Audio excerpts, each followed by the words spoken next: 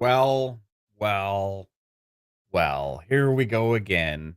Another month, another example of turmoil going on at Ubisoft. Sad day for a lot of developers and very predictable day as well. I could recall saying think this was going to happen all along with now Ubisoft announcing that they are going to be shutting down XDefiant. So we got to get into this. I think want to thank everybody for tuning in to this impromptu stream here on a Tuesday night. This is a MAVCast solo stream, and thanks everybody for tuning in. Fun speculation. Whether you're here all the time or you're tuning in for the first time, appreciate each and every one of you guys for being here and hanging out. We got a lot to talk about with this because this has been a thing with me and also with a lot of the other people here on our channel that contribute going on for a few years now regarding the direction of Ubisoft. And I want to kind of rewind time a few years into when a lot of the announcements started happening for a lot of these games. And we're going to kind of keep score on what's happened here, especially regarding the Tom Clancy brand and the direction that they decided to go in with the brand on the heels of what was a pretty damn successful Division 2 game that they kind of abandoned. Then they just like, "Oh, well, actually, we should actually keep going with the Division 2. We're gonna put a small team on it and continue support with a bunch of rehash content." Um, Meanwhile, we're gonna put all of our ambitions and this Tom Clancy brand into a bunch of games of service games and free to play games and things like that. And yeah, we saw this coming a mile away. I remember specifically, actually, I was a guest on RDX a couple years ago and happened to be there on this show where there was a lot of discussion about the direction of Ubisoft at the time. And there was a lot of defense coming from a couple people on the show. It going ape shit crazy how, nobody should be saying these things and all this other kind of stuff. And I got to give props to Fonz, who was the one that was really kind of holding down that fort on the direction at the time on that episode. And we had our own streams. You can go back on Fun Speculation and see other streams in the past where we've kind of gone in on Ubisoft and talked about the direction of things. And people would say, "Oh no, everything's good. Yeah, we shouldn't be that that that difficult on them. They're doing great. They make games I love and all this other kind of stuff." And oh, people are over exaggerating. But we look at where they are now and the success or lack of one of the major publishers in gaming for a long time now to where they are today. And a lot of it comes from when they made this shift in direction and I blame Yves Guillermo.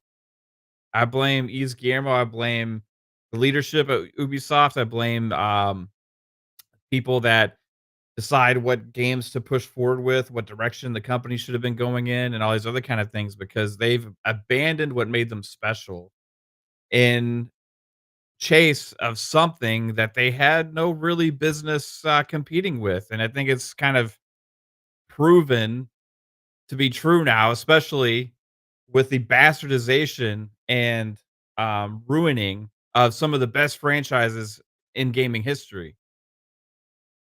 So we're gonna get in on this specifically because this is a for me when it comes to games, specific games. Some of my favorite franchises have been in the Clancy brand and gaming history, and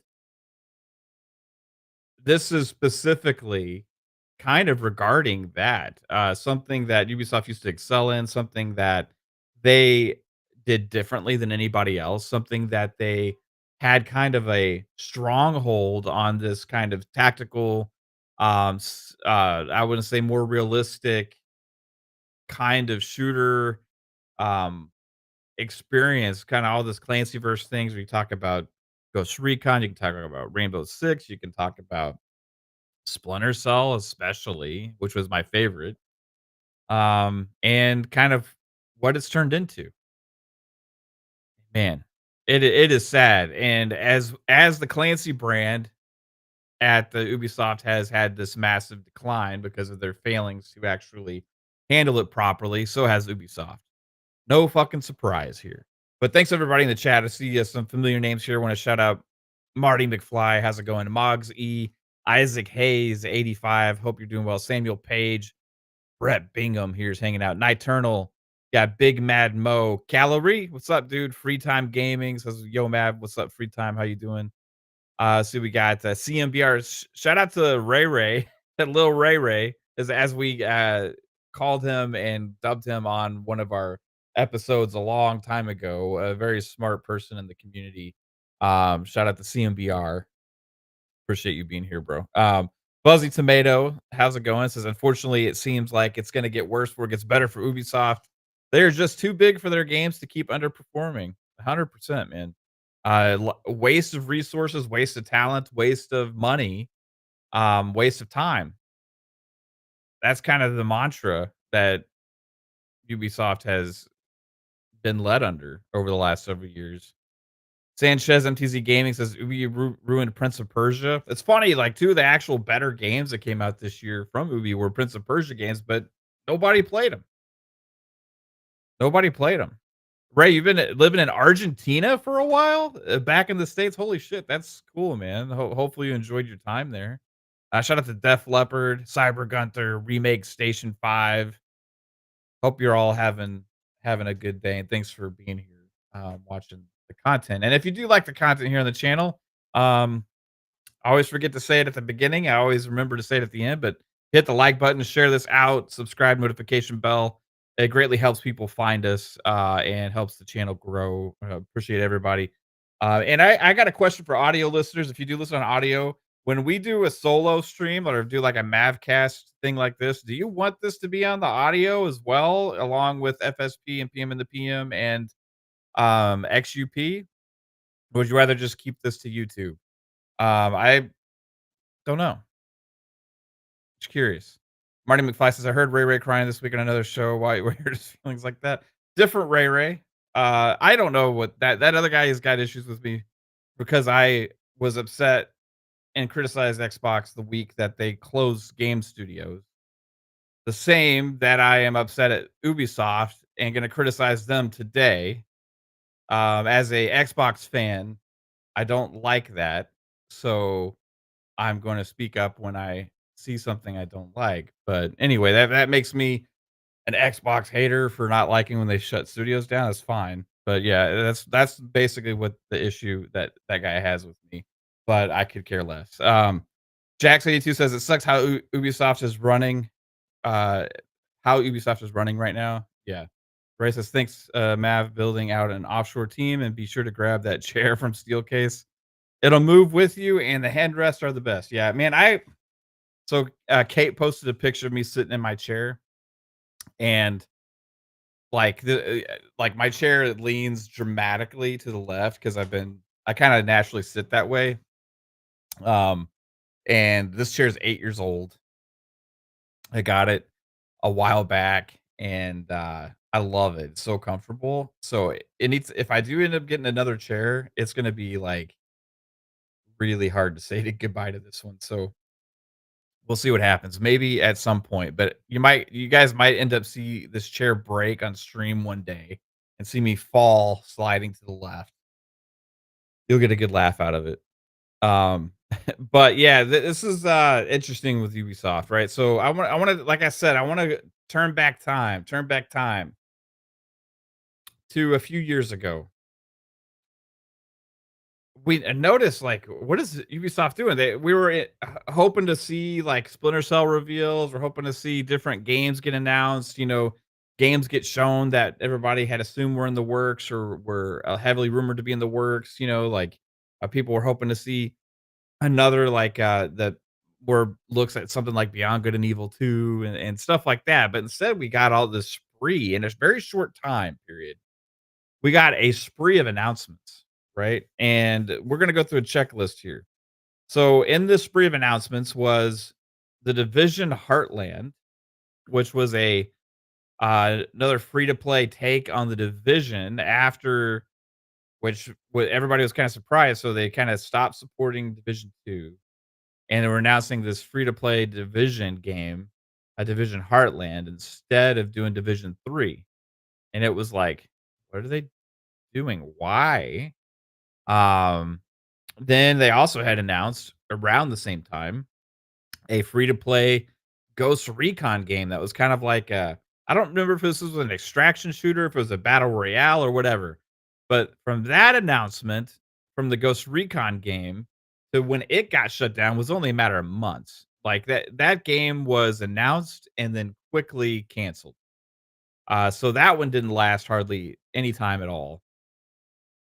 And we also had the reveal of XDefiant, which I gotta say was one of the most cringiest things I've seen, especially regarding that it was involving the Clancy brand. So they kind of pitched that this X they did it, they had this announcement in this abandoned warehouse. Announcement at an abandoned warehouse. It had graffiti all over the walls and stuff. And I'm like, and they start talking about this game, X Defiant, is going to be taking things from some of the best Ubisoft brands, including things from the Clancy brand, like the Division and Splinter Cell and Ghost Recon, just different character groups from different games and different Clancy franchises. It's like, "Oh, okay. That's interesting." Right?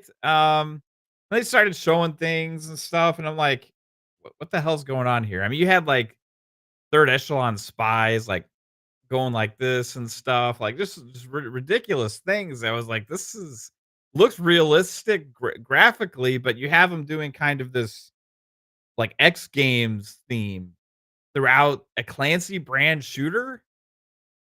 It was just weird. It just didn't fit the brand whatsoever.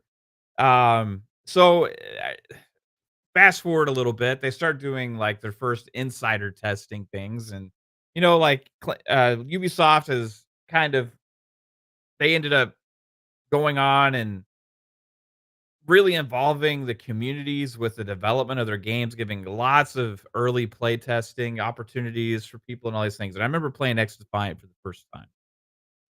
It was like one of these insider test things, right? And I played it. I was like, "My god, this is the worst fucking shooter I've ever played." Now, it didn't launch that way, right?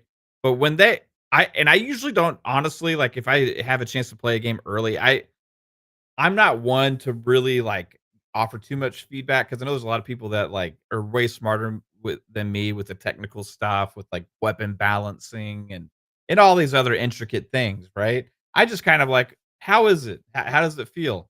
But after playing that X Defiant insider test, the first one they had, I felt compelled to actually write pretty much what was a fucking essay on their insider testing thing.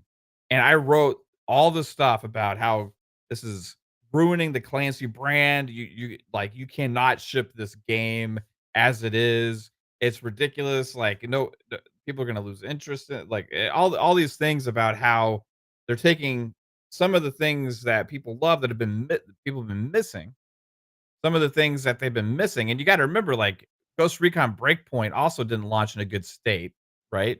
When that came out, they ended up supporting it well, ended up turning out to be like a good game, I think, but they didn't handle that well.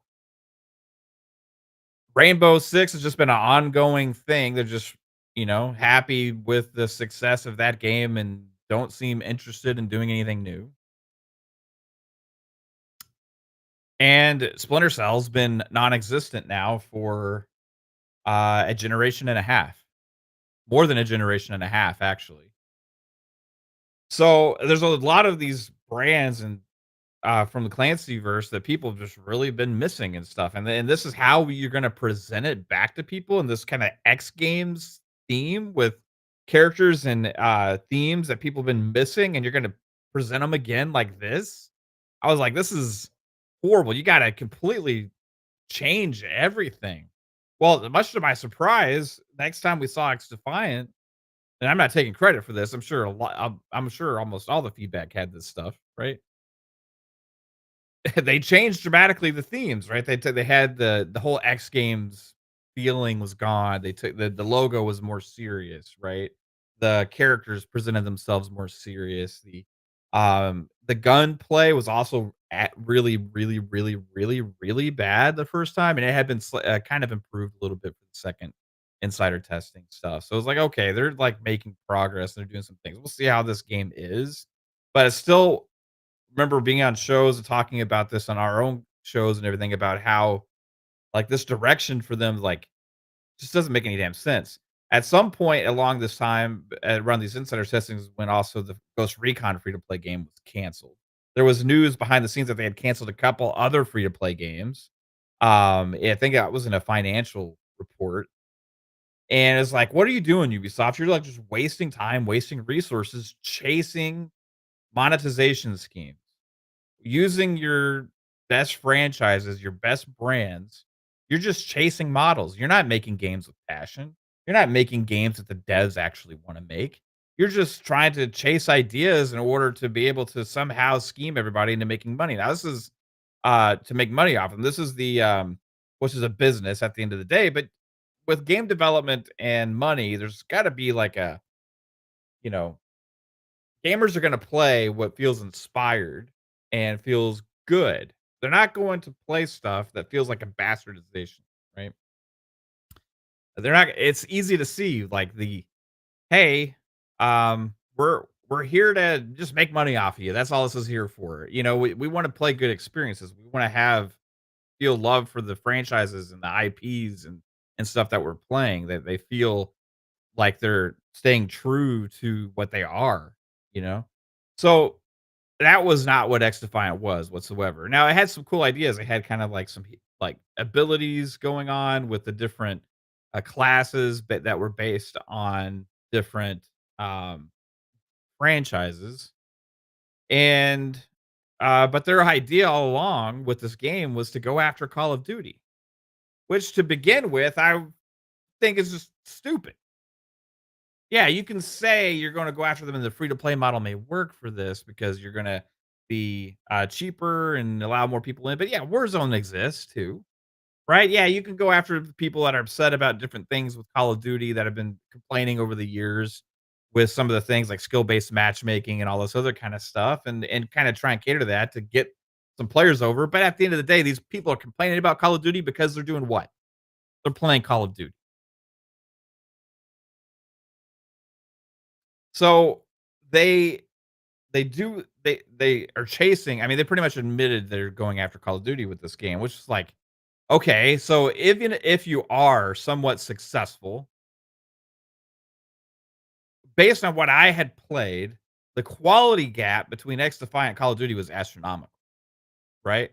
I mean, you can still have fun gameplay and be a fun game and all this stuff, but the second one of these massive Call of Duty games comes out that is actually hits and is really good, the player base is gonna fall off dramatically because guess what? Call of Duty is just a better fucking game.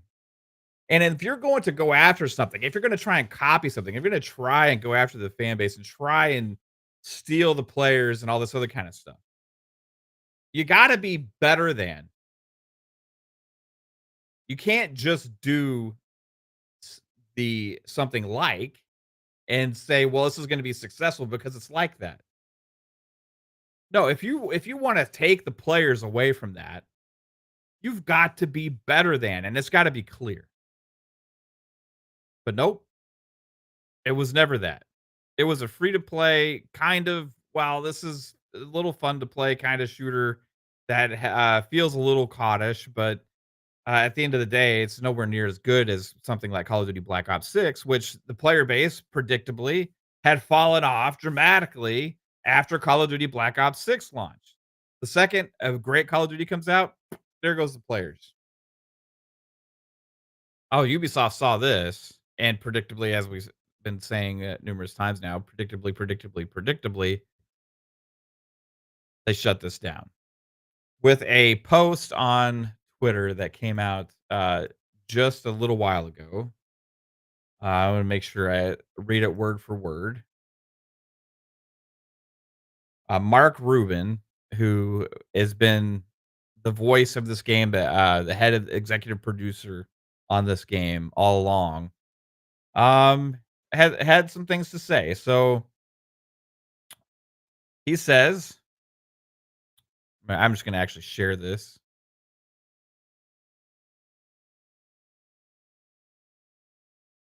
He says, I am unfortunately here today to announce that XDefiant, oh, I got my DMs there.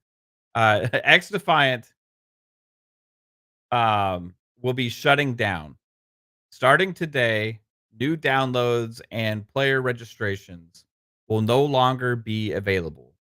We will still release our season 3 content in the near future, exact date to be TBD, and the servers will remain active until June 3rd, 2025.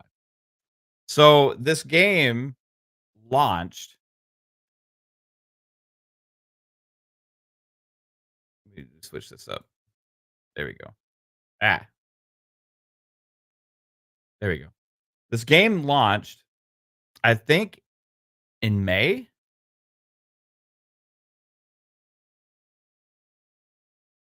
This game launched in May. I think May 21st of this year.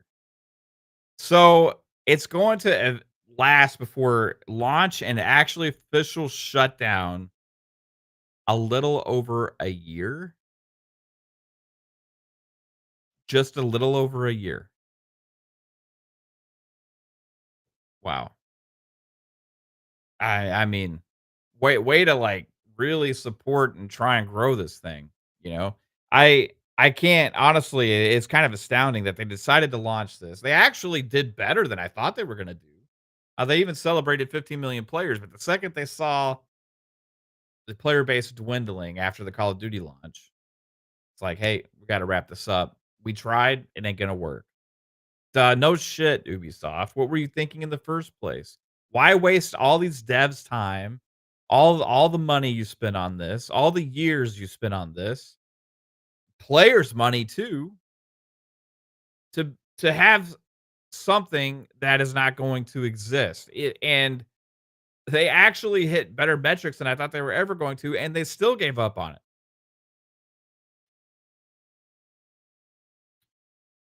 For those who purchase the Ultimate Founders Pack, you'll receive a full refund. Hey, that's cool, right? Give 'em a refund. Players who made any purchases now this is where players who made any purchases within the last 30 days will also be fully refunded. So, let me just make this clear. So, if you bought the Founders Pack, you're getting a refund. If you made any purchases within the last 30 days, you're getting a refund. But anybody who spent any money in XDefiant in between those times, you're fucked. You're fucked. If you believed in XDefiant, if you were hooked on it, if you were investing in the future of this game and believing you were going to be able to pay money for this content and be able to use it for years to come, Sorry, you're absolutely fucked. We're covering people for the last 30 days, and we're covering people that bought the, Founders Edition. That's it. And everybody else is screwed. Well, that's your gamble, I guess, if you're betting on Ubisoft at this point, right? Those refunds should happen automatically within 8 weeks of today, and you can find more details on our official website. A few years ago, Ubisoft and the San Francisco dev team embarked on a bold adventure to develop a new arcade shooter called XDefiant. It was from the start an incredible challenge. Not only were we trying to shake up the genre by removing skill based matchmaking, come on, like, is that your only selling point? For this game, really? Like, hey, it's kind of like COD, not as good, but at least it doesn't have skill-based matchmaking, while bringing back a more old school arcade shooter experience. But we were also diving into the high risk, high reward realm of free to play. Yeah, Ubisoft seems to be doing well with those free to play games, don't they? What was the other one? Hyper something that failed tragically and miserably? And for what I want to applaud, and for that, I want to applaud not only the dev team, but also Ubisoft leadership for taking that chance. Free to play in particular is a long journey. Many free to play games take a long time to find their footing and become profitable. It's a long journey, a long, long, long. The game's been out since May. It hasn't even been 7 months. It's been a little over 6 months and y'all already given up on it. Talk about long, long my ass. You give up on this after 6 months. It's a long journey that Ubisoft and the teams working on the game were prepared to make until very recently. But unfortunately, the journey became too much to sensibly continue. I am, of course, heartbroken to have to be writing this post. Yes, this game has been a personal passion for me for years. And yes, I know that not all challenges lead to victory, but I also want to recognize all of the developers who are being affected by this closure. I blame you, Ubisoft, for this. I completely blame you for even thinking this was a good idea in the first place. Why are you greenlighting the games that seem to have the biggest chance of failure and then ignoring the best chances of success? The games that players actually want and are asking for.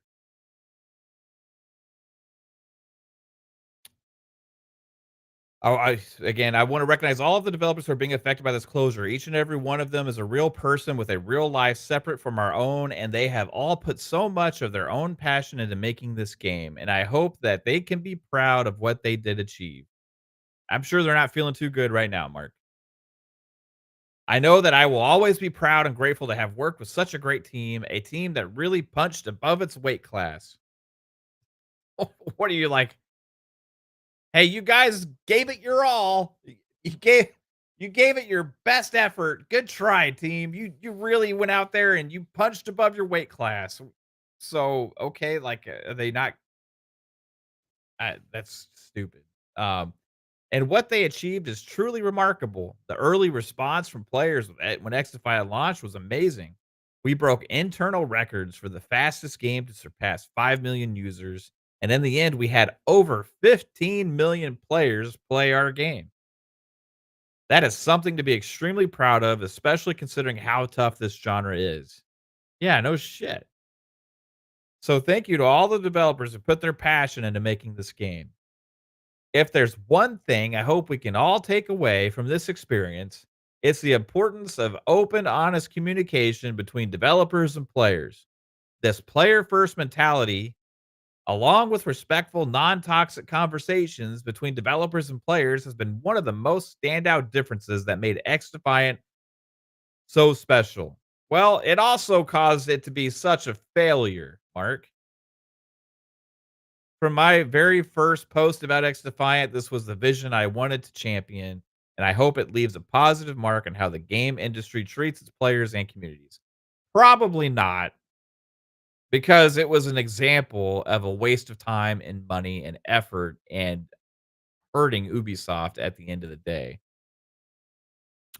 They're all of the stuff that they've been doing talking about the players are building our game, the players are shaping our experience, the players are doing that. Hey, yeah, it's all kumbaya, right? How about you just guys know what the fuck you want to make, charge a right price for it, and let there be a great game and a great experience that people are going to be proud to play for years to come.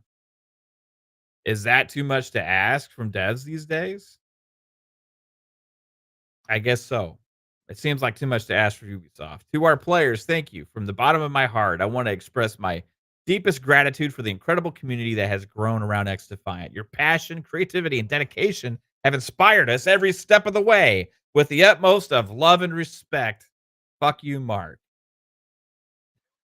That's I added the little tagline there. But yeah, he was passionate about this game for sure. But yeah, that was Mark's post. And I gotta say, I can see it. I know why, like, he's upset, obviously. I mean, this was his game that, was gonna be what he's hoping is gonna be this massive success and be this great thing for Ubisoft going forward, and it was gonna be their big successful games of service hit, is gonna take down Call of Duty and all these other kind of things. But get real, bro. But get real, man. Like, what were y'all thinking? What was Ubisoft thinking when they went and it's like, "Hey, we're gonna do free to play Division. We're gonna do free to play Ghost Recon. We're gonna do free to play XDefiant," which is combining all these Clancy brands and doing all these different things instead of making the games that people wanted. And now it seems like nobody even wants Ubisoft games in general because they've just ruined their brand. They've ruined their identity. They've ruined what made them special in the first place. It used to mean something when you had like a Ubisoft game. It used to be like, okay, like you got the Clancy brand, which was like badass military, spy, espionage, black ops, like Rainbow's Six team. You had the Ghost Recon side, then you had Splinter Cell, and this universe just felt like alive. It felt like it was different than anything else out there. But no, they didn't care about any of that. They decided they just wanted to go after models. They wanted to go after themes. They wanted to go after the games that were making the money. They didn't want to be Ubisoft anymore. They wanted to be Fortnite. They wanted to be Call of Duty. They wanted to be other things. And now they're nothing. Now they've even forgotten apparently how to make a fucking Assassin's Creed game. With the development of Assassin's Creed Shadows now even more, seeming like a turmoil with more reports going on about how, a lot of the devs, like, first time working on a game, like, there's a lot of problems behind the scenes with the development of the game and all these other kind of things, like, Valhalla launched in a really good state. Like, yeah, it wasn't the best Assassin's Creed for many, but, like, for what happened between Valhalla and Shadows? How did y'all forget in this time span from the beginning of this generation now to what 4 years later to make great Assassin's Creed games? Like, I liked Mirage personally, but apparently it wasn't what a lot of the people were asking for.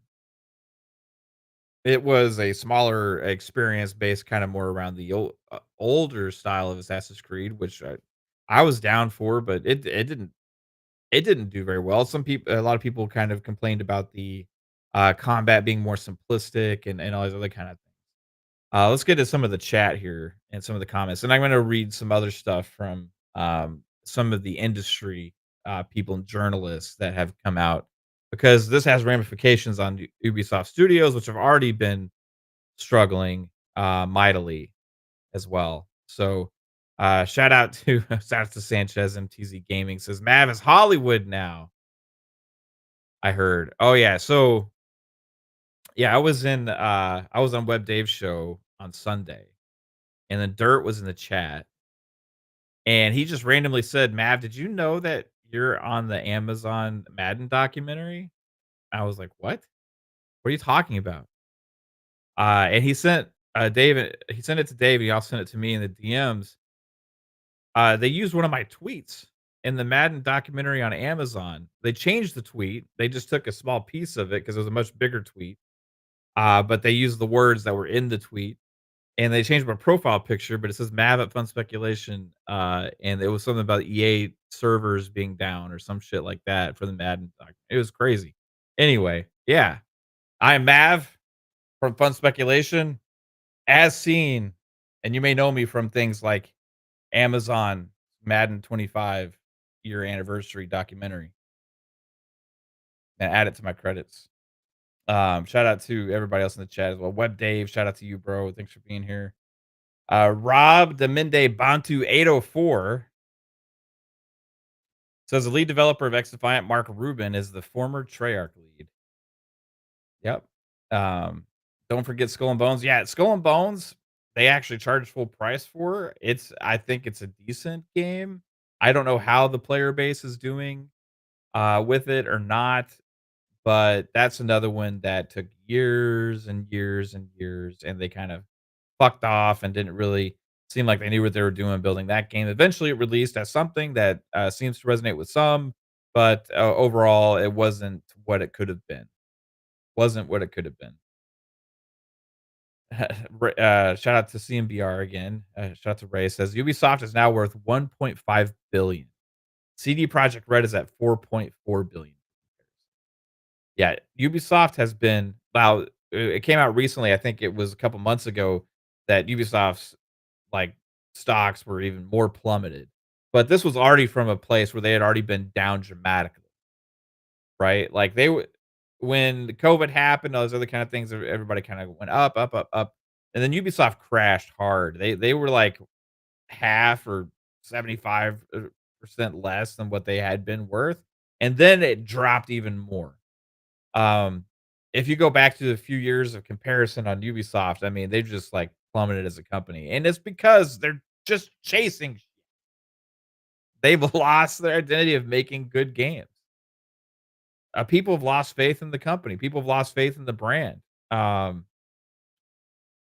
and I blame Yves Guillermo and the whole leadership team there. Now they're trying to hopefully save the company from some kind of hostile takeover or something like that. Again, I remember when they were struggling the last time,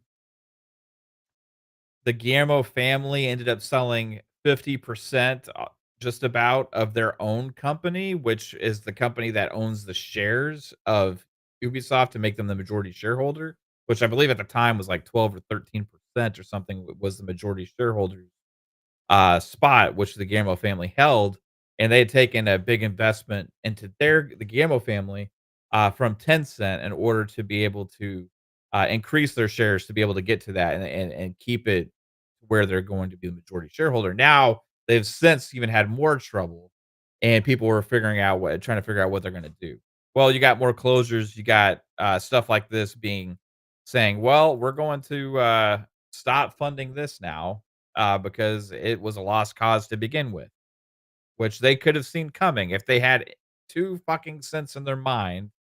They should have seen this coming a mile away. Hooray says Ubisoft's decisions recently are baffling. Absolutely. Shout out to Boss Mod, Lethal Papa. Hope you're doing well. Snooky Jackson says Ubisoft lost value. It was $4.5 billion just last year, and that's already when it was down. I think before that it was like 7 or 8 or so, somewhere around there potentially. I would have to look up the numbers. Ray says, yeah, the value is down over 88% since the 5-year peak. 88%. That's just 12% shy of 100. That is disastrous. That is absolutely disastrous. Pretty much, I think what's only things keeping them afloat is probably Rainbow Six and whatever kind of recurring revenue they have from things like Ubisoft Plus. Don't know how they continue to release failure after failure after failure. Uh, Games getting canceled in the background. All these experiments that are being led by player development. Our players are developing our games because we want to make the games that players love. Well, they ain't loving the shit that they're making, man. So you just start making your games yourself again. Okay, like they got so many developers, so much overhead, and they can't figure out how to make a fucking game. What's happened? People have lost so much faith, like that that even their good games that are the smaller games aren't even selling. Partly because they don't even know what price points to charge for things anymore. Go and you charge $70 for something like Skull and Bones. You go and charge $50 for the Prince of Persia game. Now, I think the Prince of Persia game is great, but you don't go and charge $50 for that. Not when other games that look like it and play like it or around the same kind of experience are like 20, $30. You're just shooting yourself in the foot. By the way, if you like Metroidvania games, play that Prince of Persia game. I forget what it's called, but it's good. Tyler says, "Well, they can't make good games anyways. Last good Ghost Recon Outlaws was mid.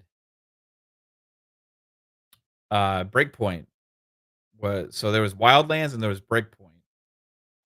Ghost Recon, the last great Ghost Recon for me was Advanced Warfare or Warfighter. The Warfare, yeah, Advanced Warfare or Warfighter. I can't. It's Gra. Remember Gra 1 and 2, and then remember Rainbow Six Vegas 1 and 2. They were still releasing Splinter Cell games at this time. This was, like, peak Ubisoft time for me. Like, they were doing so many great things. They had, like, Rayman was out there and getting, like, great reviews every Rayman game that came out. Assassin's Creed games were coming out, like, every year almost, and they've been going every other year, but they were usually always great. I mean, they were just rolling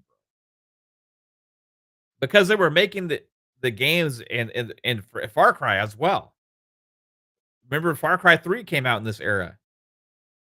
They were just making games that resonated with the players, but it came from the minds and the hearts of the developers, not chasing models, not chasing other games. They were making stuff that made them special, that made them unique. They had a place. They had a place that was different than anybody else in the industry, and since they stopped doing that, there's a huge fucking hole still there that they refuse to fill themselves because they forgot how.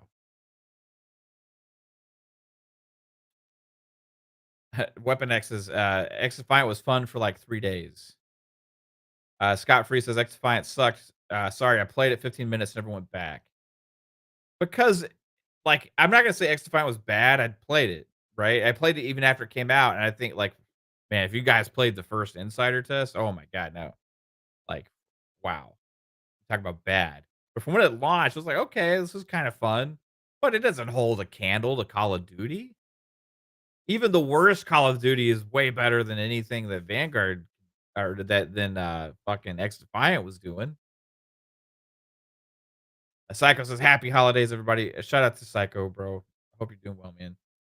Didn't PlayStation fanboys say X Defiant as a COD killer? A lot of people said X Defiant was gonna be a COD killer, bro. Like Ubisoft thought it was gonna be like.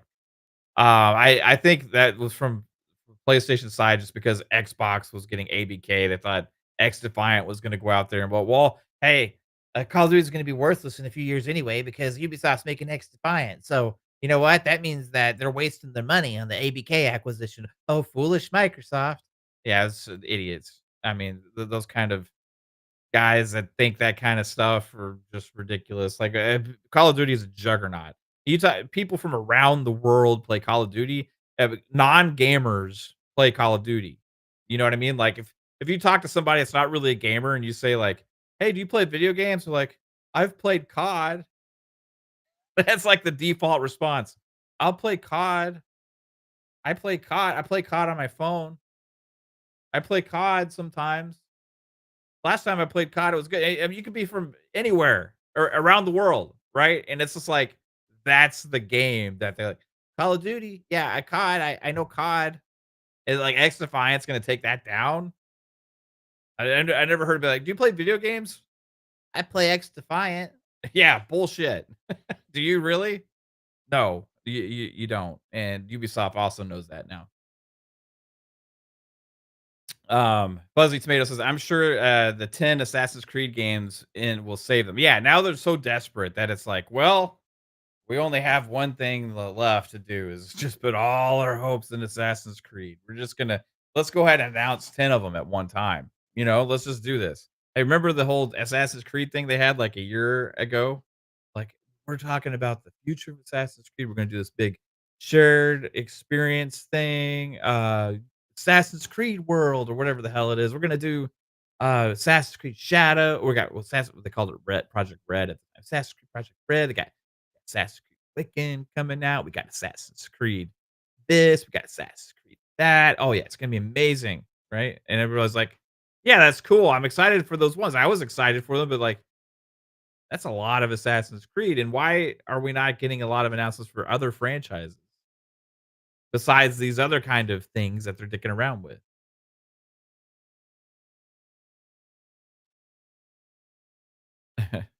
Uh, Venino Puro says, "Shame on Buggysoft.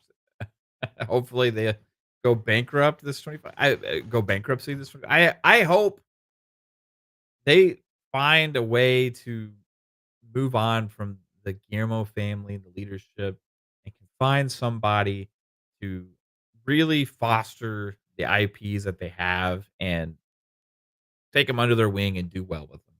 It's the best I can hope for." Snooki says, "Ubisoft is one of my favorite gaming companies. So much talent. I don't understand it." Same, bro. Same. They they had my heart, man. Ubisoft was one of my favorites. Like, and I saw this. We saw this coming. We saw this happening. People are like, "Oh, everything's good. Yeah, everything's cool. Cool. Yeah, yeah." I was like, they just kept announcing these things. Like, why are you announcing this, this, and this, and this? It's not what people want. It's not what players want. And here we are, 88% down from their 5-year peak races. 88%. Let that sink in. You had $100, now you have 12. How you feeling?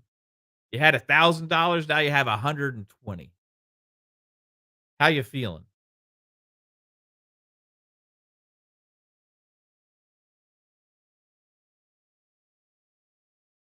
$10,000, now you got 1,200. $10,000,000, now you got 1.2.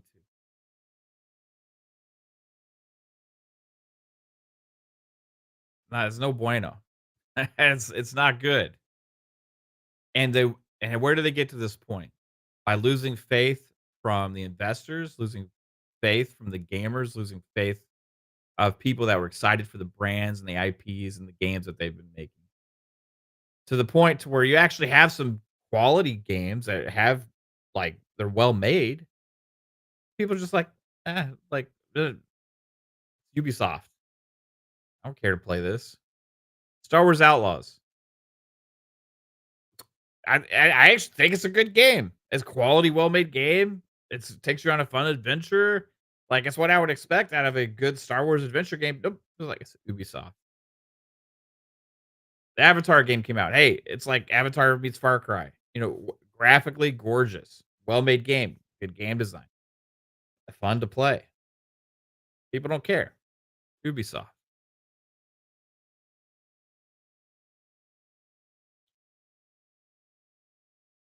It's crazy.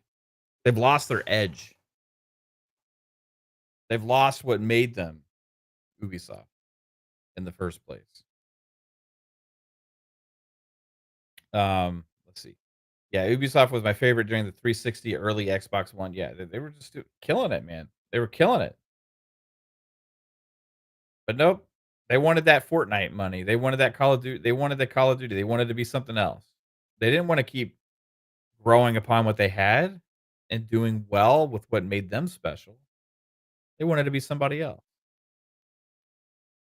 Horrible management. Horrible leadership. It's costing devs their jobs too, right? I mean, they're not the only ones. Obviously, the industry's been a very difficult place for a while now. But you see the publishers that have been more successful, been putting out games that players actually are excited for. Players that game kind of games that people are actually asking for, not chasing the trends. I want to get to this other tweet. This one from Steven Totillo.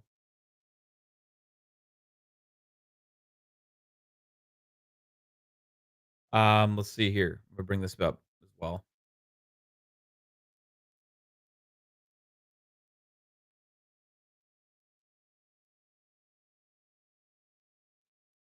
All right, so Steven Totillo, you guys know him, credible journalist out there.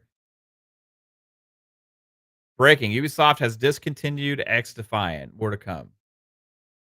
Ubisoft San Francisco and Ubisoft Osaka both closed because of this. Up to 177 people to be laid off. Half of XDefiant's team moving to other projects. At least half of them got to stay. What are they moving to? Hopefully something worthwhile. Ubisoft had hoped games would compete with Call of Duty, but recently was denying shutdown rumors amid declining player numbers. Correction update: cuts expected to be closer to 277, not 177. Wow, it gets worse. Ubisoft San Francisco production studio closing. Ubisoft San Francisco business office remaining open.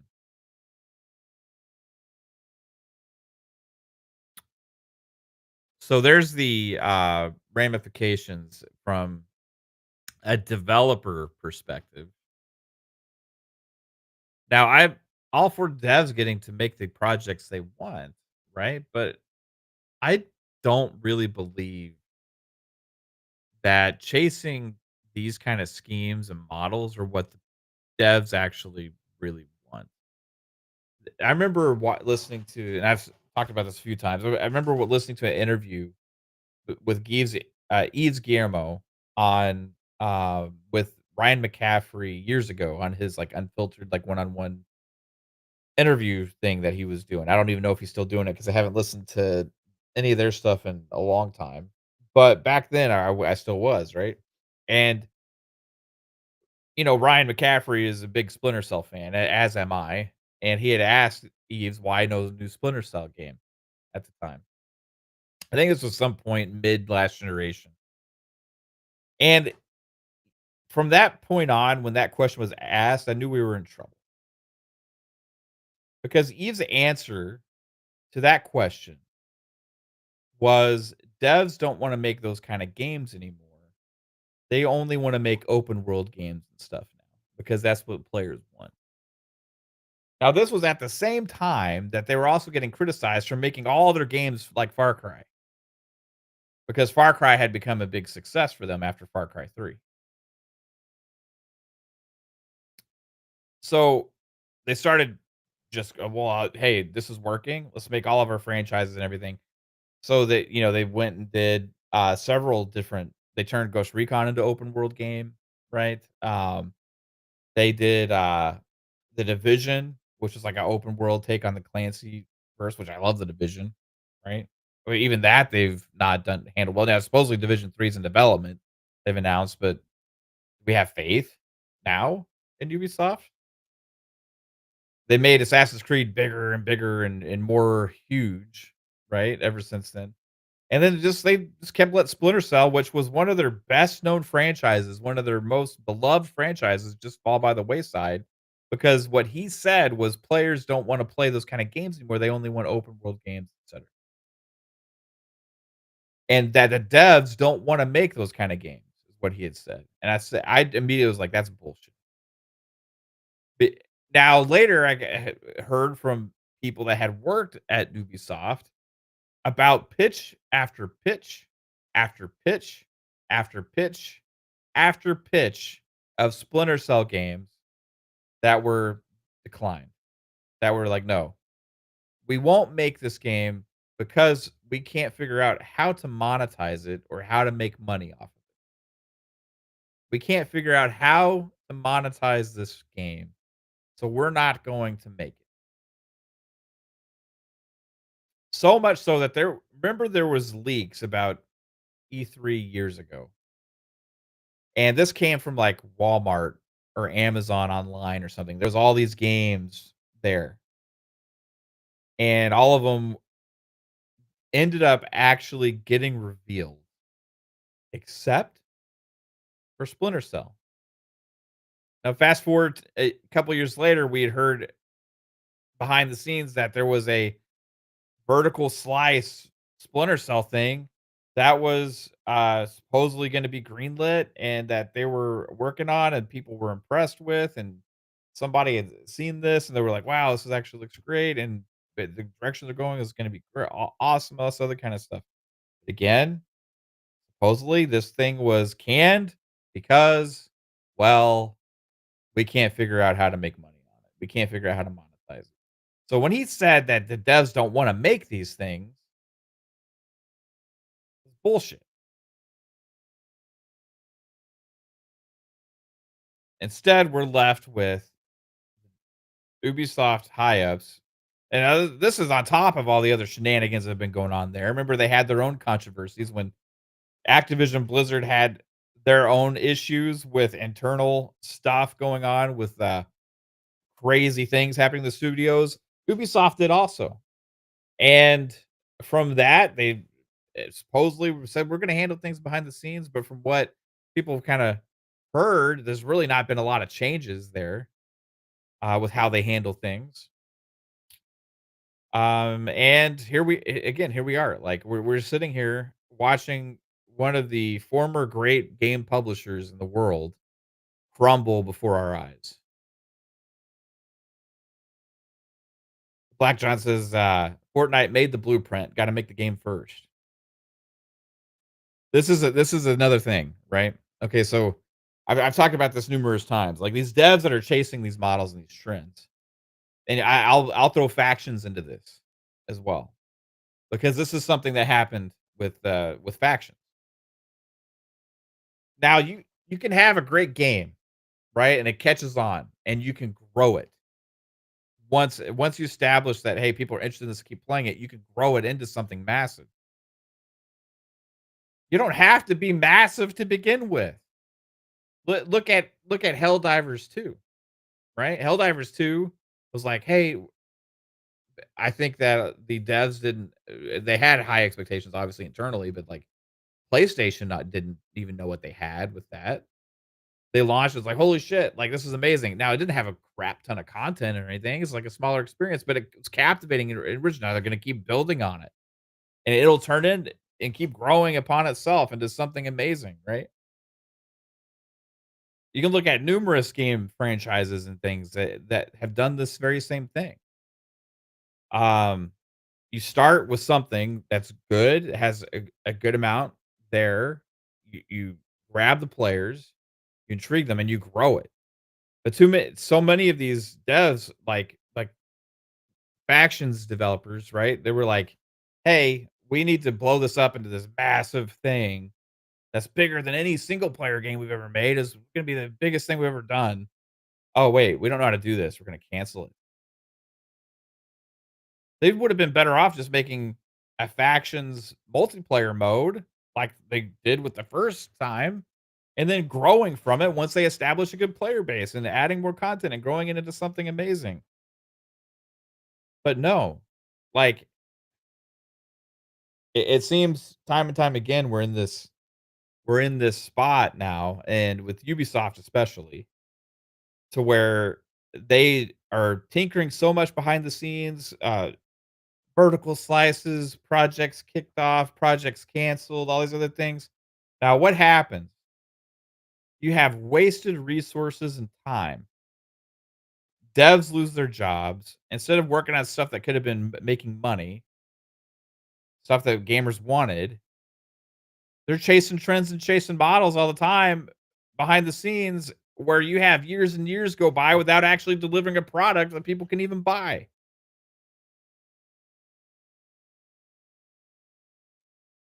But look at Concord cost them $400 million at PlayStation. And they were chasing again a super established game model of super successful games. Overwatch 2 is still played in the top 15 every single week on the Circana reports for player data about US players in the US playtime on PlayStation.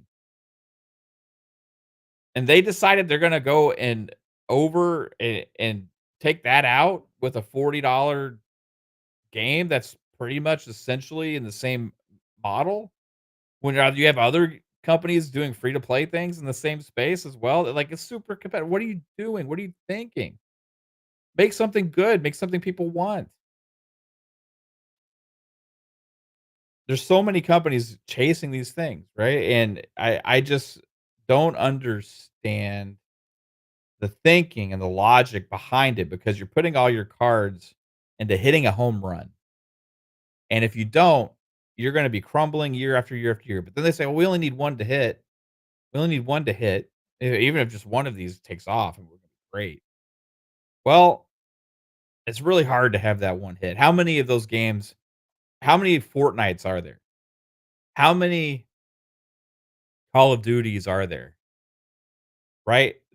Those names are synonymous and massive for a reason. I guess I can't blame companies for trying to go big, but at the detriment of everything else and running your business, what the fuck are you doing? You gotta still deliver the rest of the things that you can do well and make games. Stand behind what you've been. Give the players what they want. Ubisoft, you are destroying yourselves. You're destroying the faith that people have in your company, and you've been doing it for a long time.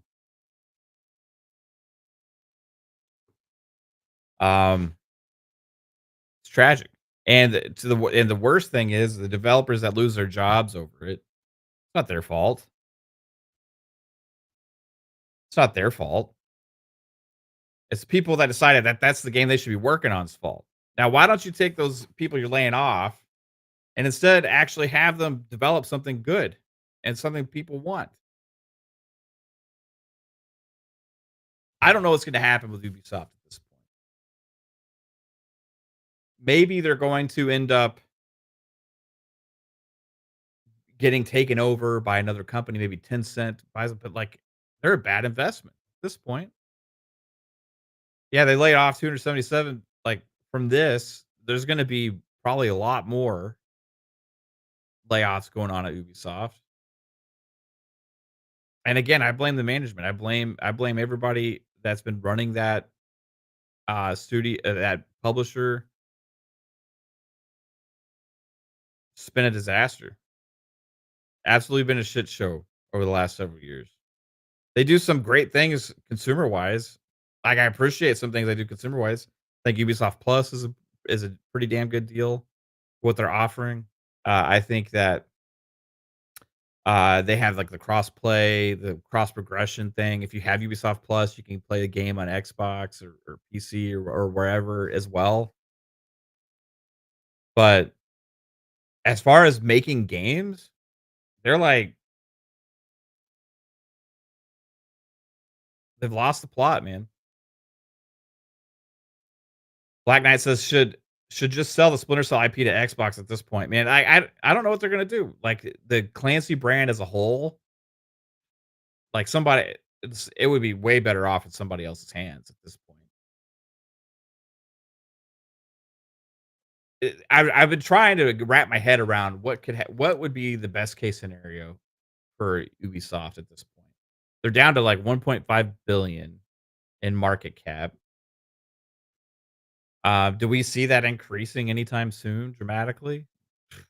Not me, not really. Not with the hype around Assassin's Creed Shadows or the lack of. So where do they go from here? I mean, they just had flop after flop after flop after flop. Maybe it's better if they sell to somebody and let somebody else run their company, right? And all these devs now, the best case scenario would be whatever big company can afford to take on as much of the development prowess that they have. Unfortunately, there's not a lot of companies that are gonna be willing to take on what, almost 10,000 employees. I mean, that's, like, massive, or wait, maybe it's even more. I can't even remember what the number is, but it's a massive amount of devs and studios that they have. So, that leaves really, like, okay, well, what big players are out there that wanna make a big leap into gaming that for a good value? Now, good value on the actual cost of acquisition, but the cost of running the studio and the publisher is going to be very expensive. So you better have an idea if you do this on how to crank out the value quick and get a good return quickly, or be willing to take a major loss until you get things in order.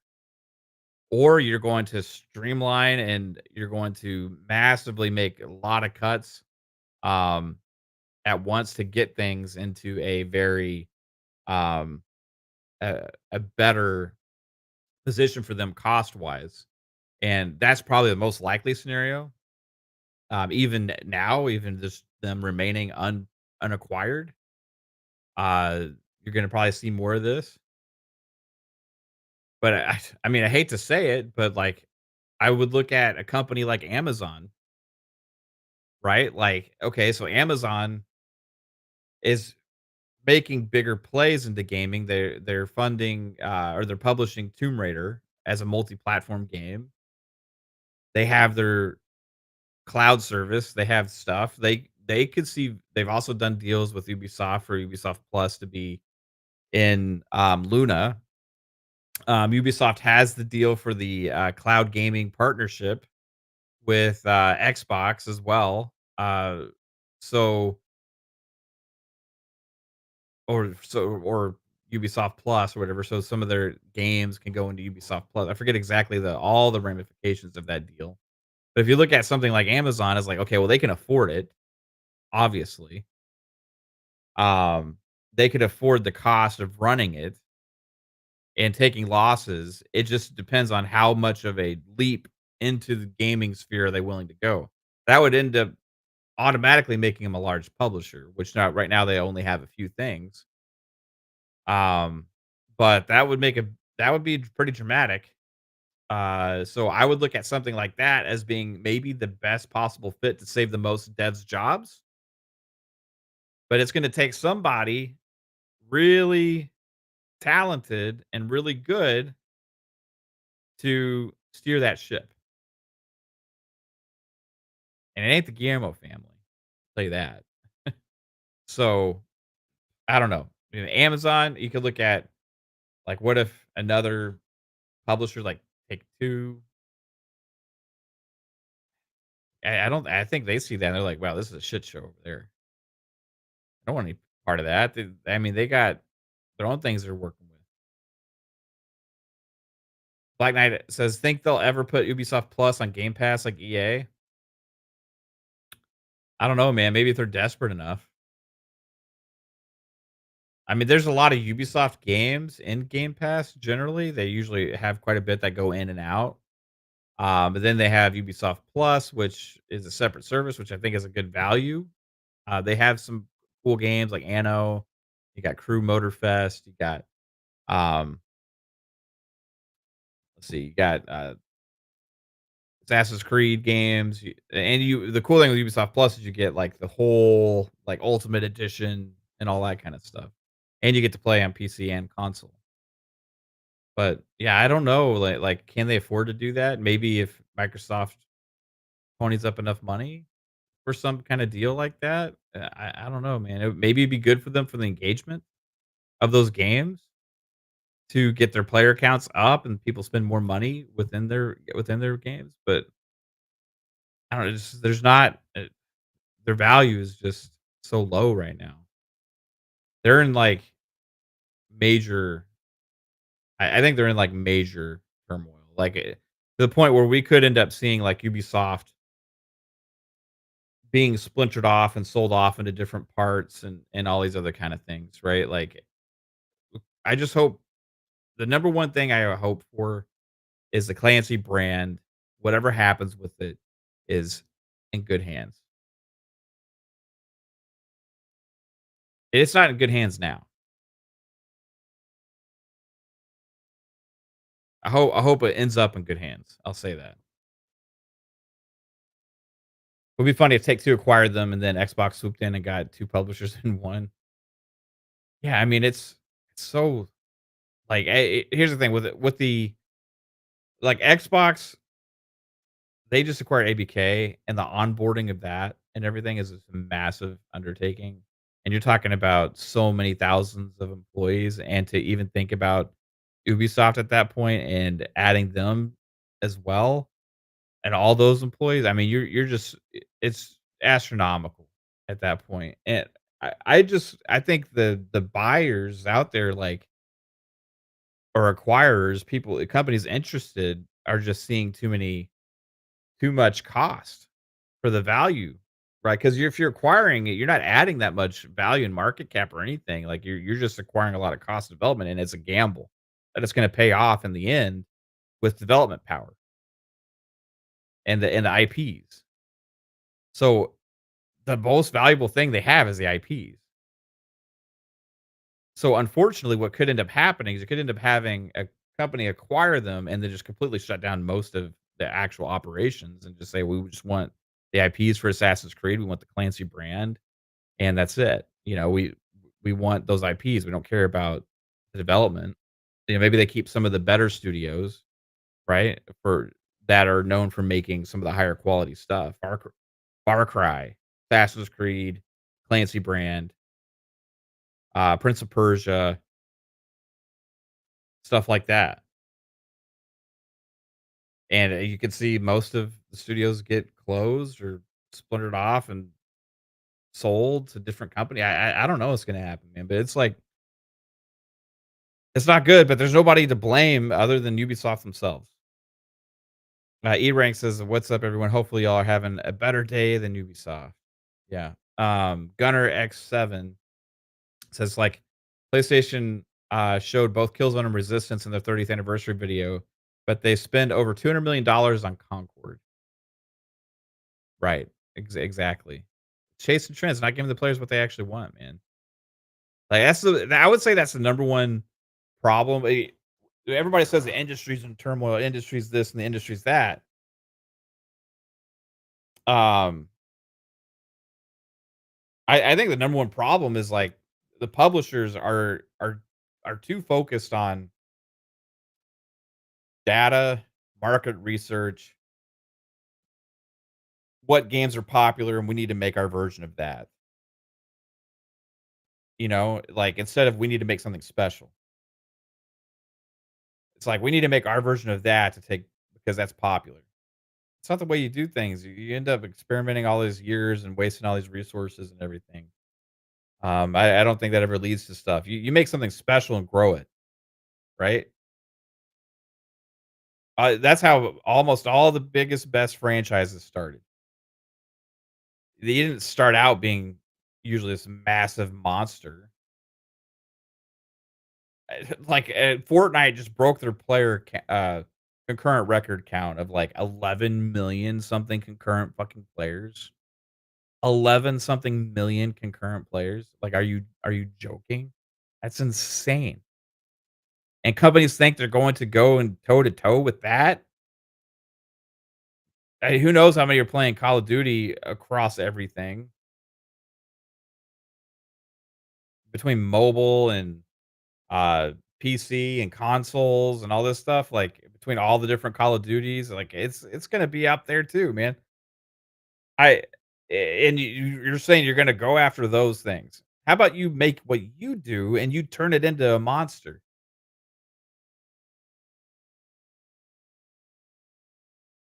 The best example they've actually done with that has Ubisoft has been Rainbow Six because it multiplayer wise, it's like it's very tactical. It captures the essence of what Rainbow Six was about.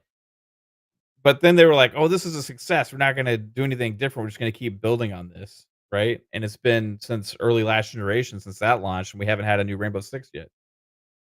Like, it's just baffling there, man.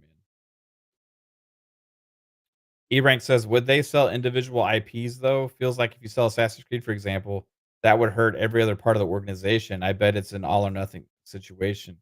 Well, I mean, if they ended up having to do a fire sale, basically, it's like a going out of business sale, like they're closing. At that point, there would be, or if they end up having to file for some like a Chapter 11 type situation or whatever that like a lot of times what happens in those situations is there's like an auction, right? Or there's like companies that go in and do bids for the different assets from the companies. Um, and that would be a situation where that happens. But if they saw that happening, they could decide to do it themselves before it got to the point to where they can still run as and exist, right? It just depends. Like I don't know what they do or what's going to happen there, but it's a scary point. It's in a scary territory for them. I mean, they're lower than companies that were a tenth of their size 5 years ago. They're a smaller publisher now with a huge cost,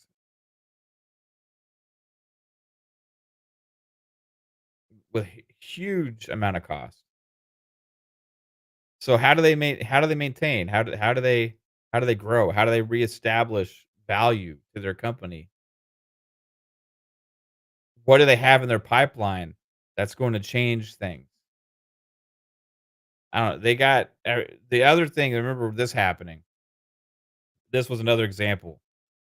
When they started having trouble, what was it like a year ago? When this was like I think after the Gamma family ended up doing the investment thing with Tencent, they sent out like a notice to their employees that said, "This is the future of the company's on your hands. It's on you."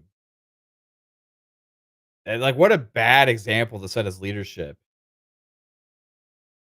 Like putting the onus on the failures that have been experienced over the years at Ubisoft on the devs,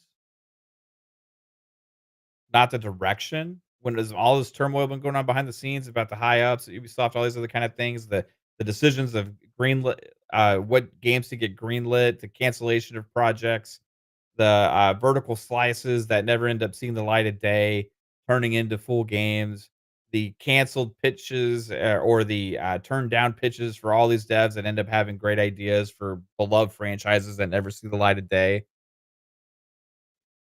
All these things happening, announcing games, canceling them months later.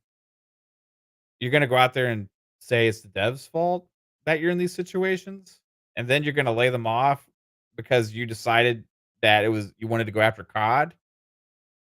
You decided you wanted to chase Call of Duty, and it didn't work out. No shit. So now you're gonna lay them off.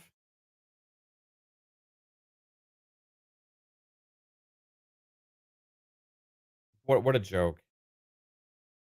Ubisoft has become one of the biggest jokes in gaming, and it's sad to say because I loved them. They were one of my favorite publishers. They had some of my favorite games, favorite IPs. I talked so many times about what are some of your favorite games of all time? Talk about Far Cry. I talk about Splinter Cell.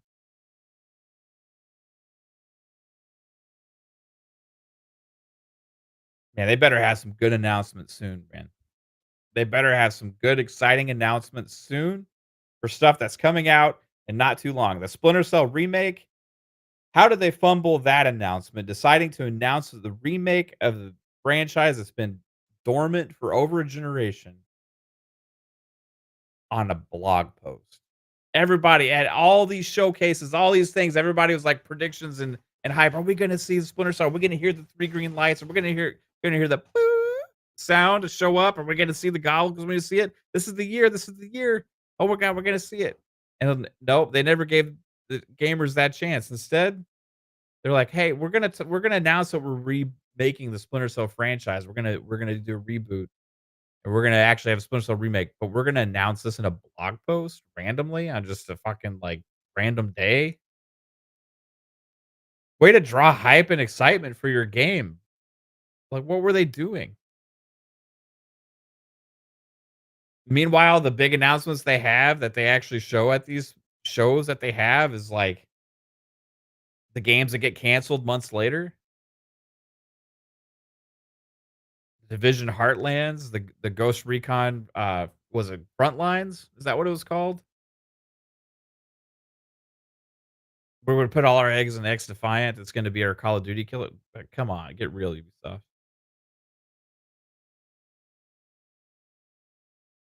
Whatever happened to the Prince of Persia remake? I'm not sure, bro. Nathan Hardman says Rainbow Six Vegas. Yeah, Rainbow Six Vegas 1 and 2 were absolutely amazing.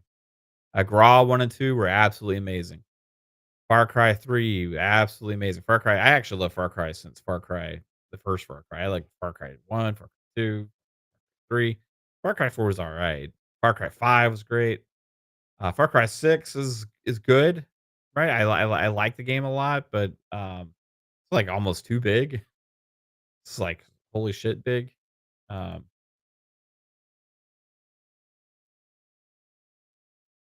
crazy crazy goings on.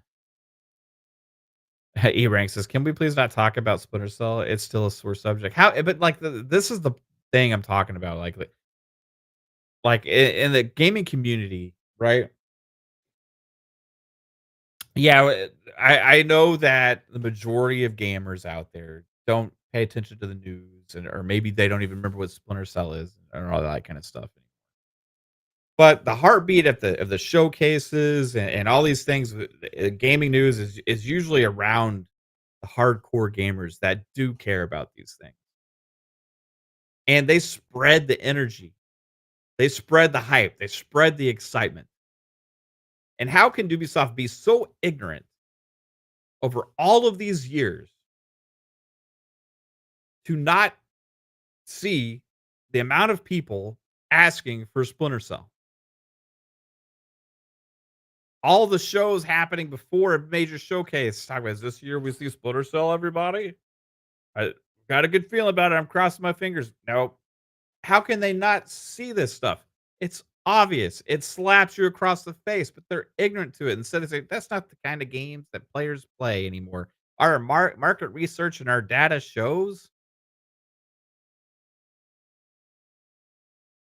we see a lack of relevance now in the Splinter Cell IP. We don't know how to monetize this franchise.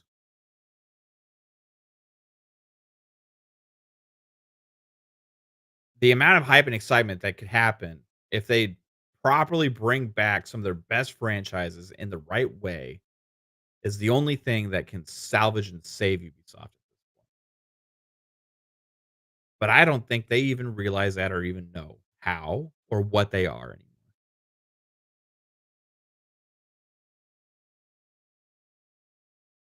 Negative Zero says at this point they could just give the Splinter Cell originals a graphical overhaul, but keep the mechanics as is. If they can't think of anything new, then I will take that at least. Well, it was a couple years ago when they announced the Splinter Cell remake, but it's been crickets since then. Now, again, like I said, they announced it in a blog post. It's supposed to be made in Snowdrop Engine. They said all the right things in the blog post about the kind of game that they wanted to make with Splinter Cell, staying true to the core hardcore stealth in that world. But knowing Ubisoft, they probably saw the outrage from people that didn't like the stealth mechanics in Star Wars Outlaws. Be like, oh, we can't do Splinter Cell now because people didn't like it in Star Wars. Black Knight says, I like Far Cry, but I feel there's no sufficient connecting thread between them, making the IP kind of meh. Feels like an IP they'd sell off. Yeah, Far Cry is interesting. Now, Far Cry's changed dramatically over the years in some ways, but not so much in others. The original Far Cries, Far Cry on the PC, but then Far Cry Instincts, or Far Cry, yeah, Far Cry Instincts, I think was the first name, or Far Cry Instincts Predator. I can't remember which one was the first console launch of it, but anyway, I love that fucking game. That game had on console was more of a linear story, but it's super fun. On PC, it was more open, but they also had a great map editor back in the day. Far Cry 1 and 2 had this amazing map editor, where you could make your maps and, like, it was more powerful than, still a lot of the map editors they have today. I mean, you could shape the terrain. You can make mountains, you can make, raise and lower the terrain to make, islands and everything. All the building tools they had and buildings, you could snap them, you could place your weapons. It was super intuitive, very great map editor, and they had that in Far Cry 1 and 2. But they got away from the multiplayer because after Far Cry 3, the single player campaign, with the villain was so popular. It was great, right? I forget what's the name of the villain in Far Cry 3? The actor from Better Call Saul that was like the um cartel or something. I can't remember his name. Um, but yeah, the actor that played Voss, it was Voss. You know, the guy's like the definition of insanity. You know what the definition of insanity? You know, that guy, Voss. He was so popular, and it's not common where like a villain of a game becomes ultra crazy popular, but it also ended up launching the Far Cry 3 became like another level for Far Cry. But because that resonated with people, every Far Cry since then, the main feature and star of that game has been the villain. You have Far Cry 4 villain, the guy that wore like the white suit, with the purple. I can't remember his name. Then you had Far Cry 5. It was the cult leader guy. You know, Far Cry 6. It was Giancarlo Esposito. Uh, Giancarlo Esposito. I think it's his name.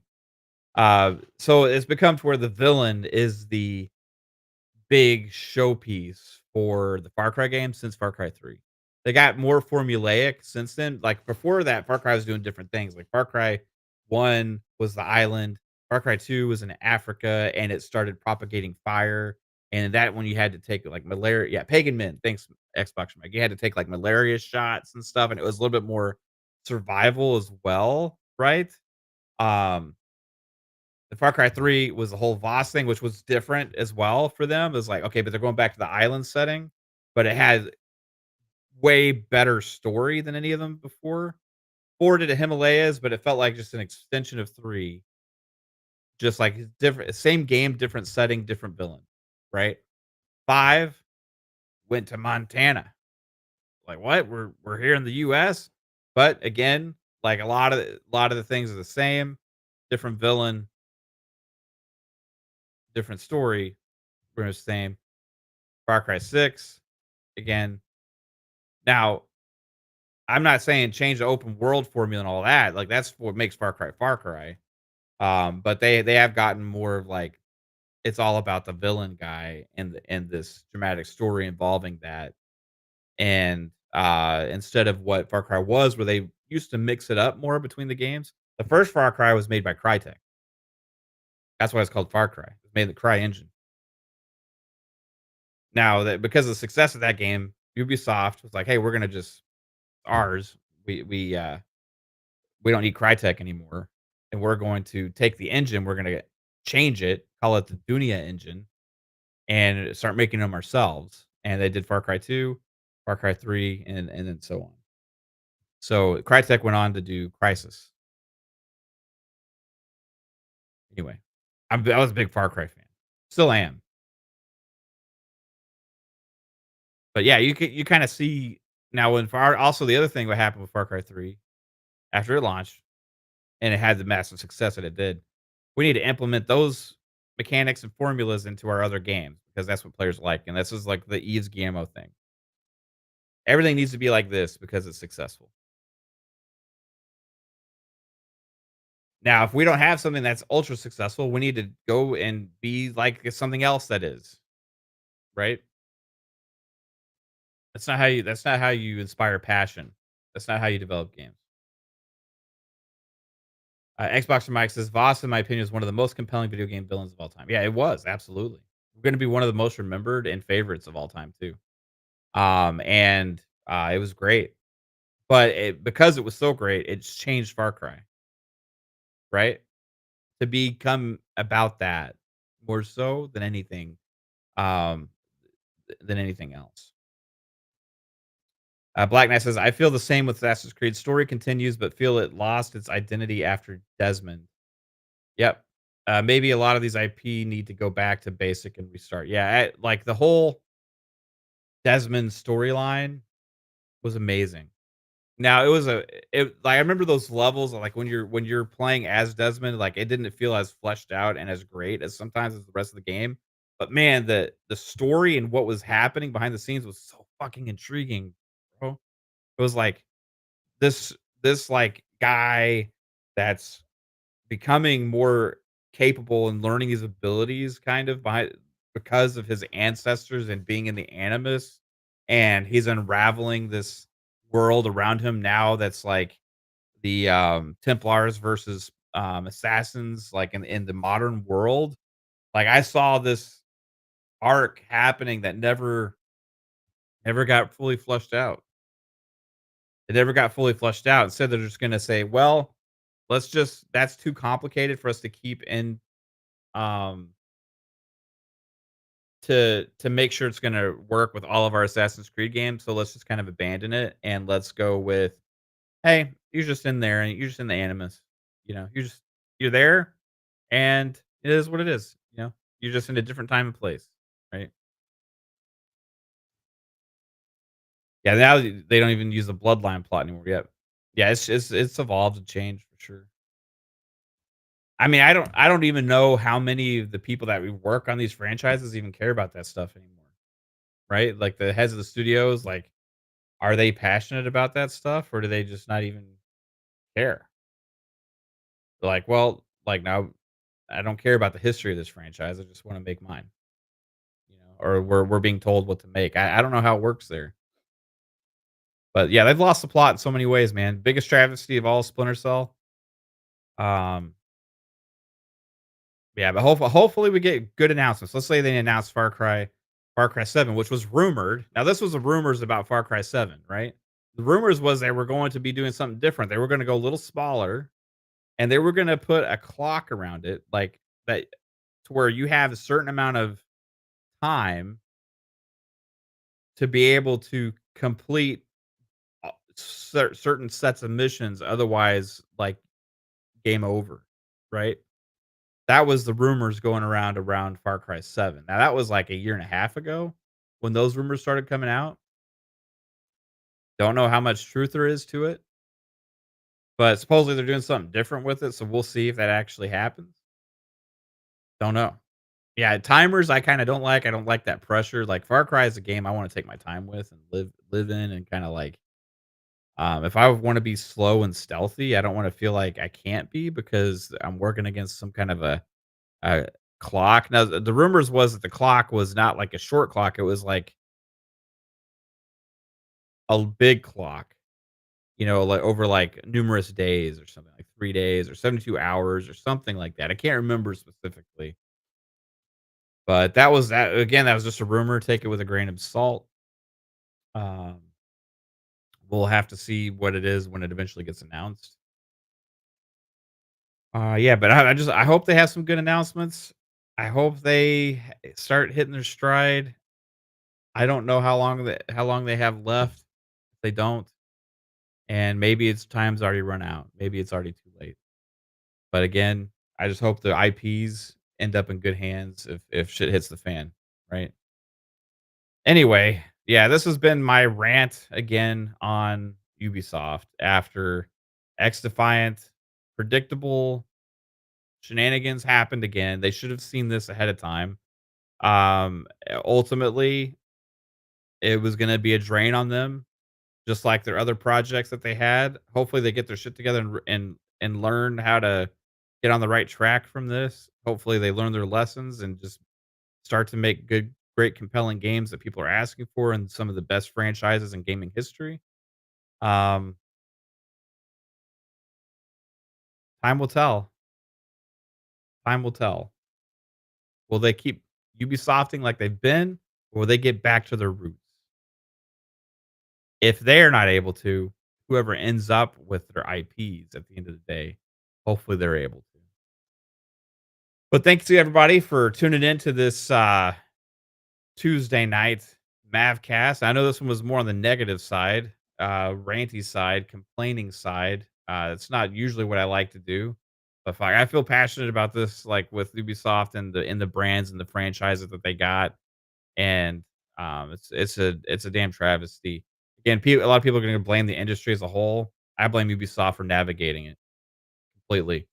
But thanks guys for tuning in.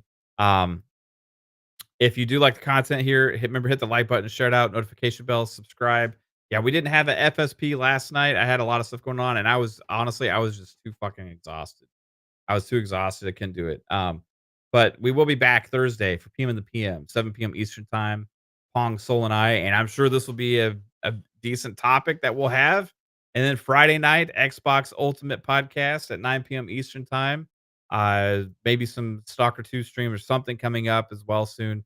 But I hope you all have a good one. And thanks again for tuning in. I appreciate you being here on a random Tuesday night. Peace out, everybody. Bye.